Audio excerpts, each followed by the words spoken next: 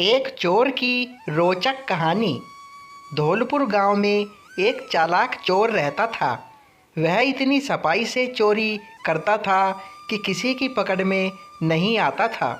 लोगों का मानना था कि वो किसी की आंख से काजल चोरी कर लेगा तो भी किसी को भनक नहीं लगेगी।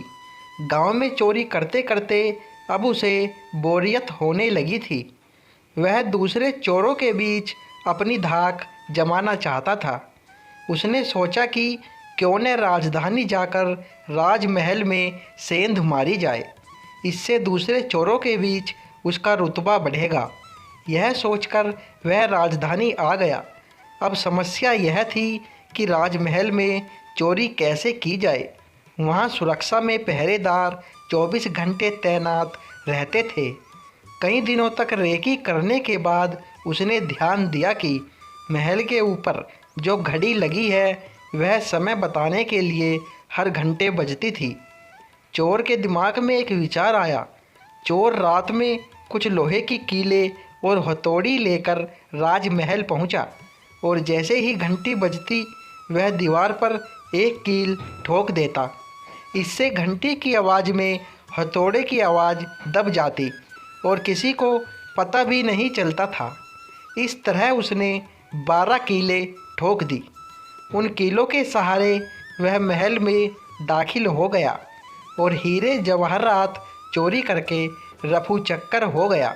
अगले दिन जब राजा को चोरी का पता चला तो उसे यह जानकर बड़ी हैरानी हुई कि इतनी सुरक्षा के बावजूद भी कैसे कोई राजमहल से चोरी करने में कामयाब हो सकता है। राजा ने नगर में सिपाहियों की संख्या बढ़ाने का आदेश दिया और कहा कि कोई भी व्यक्ति रात में घूमता नजर आए तो चोर समझकर गिरफ्तार कर लिया जाए।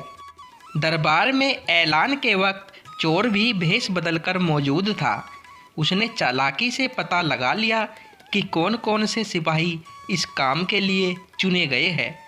उसने उन सिपाहियों के घर का पता लगाया और साधु का भेष धारण करके उनके घर पहुंच गया।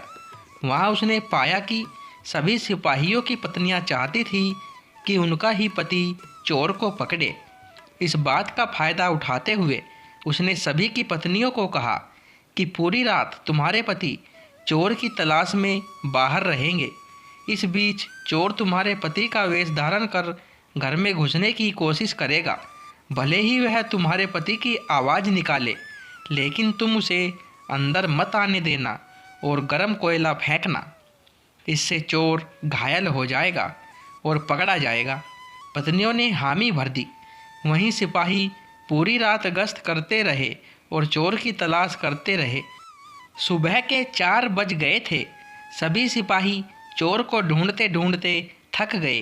तभी सारे सिपाहियों ने सोचा कि अब घर चलकर थोड़ा आराम कर लेते हैं।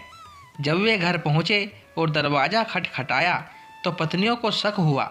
उन्होंने सोचा कि साधु की बात सच हो गई। जरूर ये चोर है जो भेष बदल कर आया है। वे जलता हुआ कोयला अपने पतियों पर फेंकने लगी। इससे सारे सिपाही घायल हो गए। उन्हें अस्पताल में भर्ती कराना पड़ा। दूसरे दिन राजा को जब सारी बात पता चली तो वह चिंतित हो गए। उसने फौरन कोतवाल को आदेश दिया कि जितनी जल्दी हो सके उस चोर को पकड़कर हाजिर किया जाए।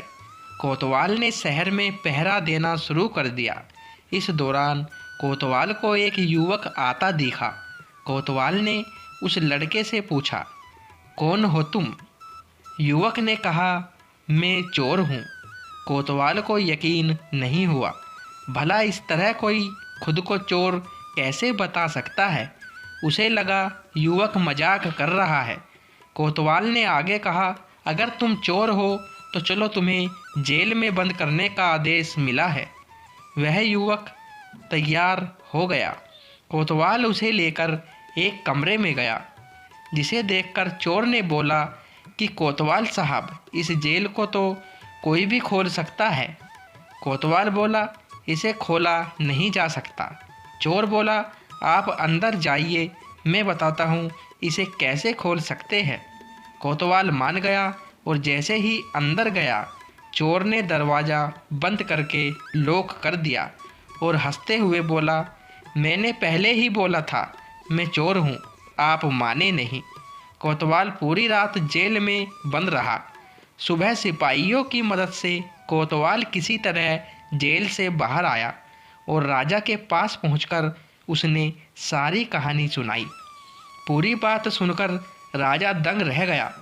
अब उसने खुद चोर को पकड़ने का फैसला किया। रात होने पर राजा ने गश्त देना शुरू कर दिया। इस दौरान चोर ने साधु का भेष बनाया और एक पेड़ के नीचे धूनी जमाकर बैठ गया। गश्त के दौरान राजा इधर उधर के चक्कर काट रहा था।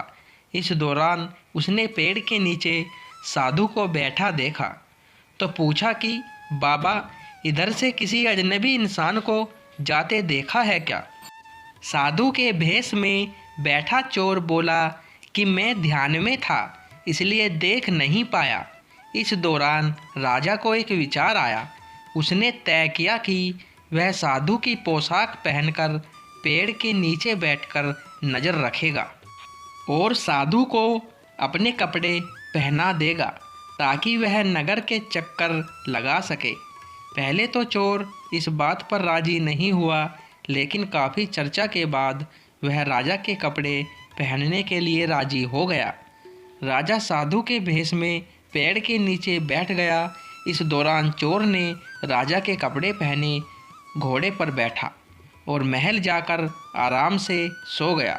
जब पूरी रात गुजर गई, सुबह 4 बजे के करीब राजा को लगा कि साधु तो अब तक लौटा नहीं और न ही कोई अजनबी इस रास्ते से गुजरा, तो उसने महल लौट जाने का फैसला किया। जब वह महल के फाटक के पास पहुंचा तो पहरेदारों ने सोचा कि राजा तो काफ़ी समय पहले महल आ चुके हैं, ये ज़रूर कोई बहरूपिया है। उन्होंने राजा को बहरूपिया समझकर जेल में डाल दिया। भोर होने पर एक संतरी ने राजा को पहचाना और जेल से बाहर निकाला। वह राजा के पैरों पर गिरकर माफ़ी मांगने लगा। राजा ने उसे माफ़ कर दिया। राजा ने महल पहुंचकर देखा कि चोर रात भर उसके बिस्तर पर सोया और उसी की पोशाक में फरार हो गया। अगले दिन राजा ने ऐलान किया कि अगर चोर उसके सामने आ जाएगा तो उसे बख्श दिया जाएगा, साथ ही उसे इनाम भी दिया जाएगा। चोर वहां मौजूद भीड़ से निकलकर बोला कि मैं ही चोर हूं। सबूत के तौर पर उसने राजा को उसकी पोशाक दिखाई और चोरी का सारा सामान भी वापस कर दिया। राजा ने अपने वादे के मुताबिक चोर को माफ़ कर दिया। राजा ने भेंट में उसे एक गांव दिया, साथ ही वादा लिया कि भविष्य में वह कभी चोरी नहीं करेगा। इस तरह चतुराई के बल पर चोर ने खुद को साबित किया और खुशी खुशी जीवन यापन करने लगा। दोस्तों, अगर इंसान में बुद्धिमानी और समझदारी है तो वह विषम परिस्थितियों में भी खुद को साबित कर सकता है। दोस्तों, कहानी पसंद आई हो तो वीडियो लाइक करें और साथ ही चैनल को सब्सक्राइब भी करें। धन्यवाद दोस्तों।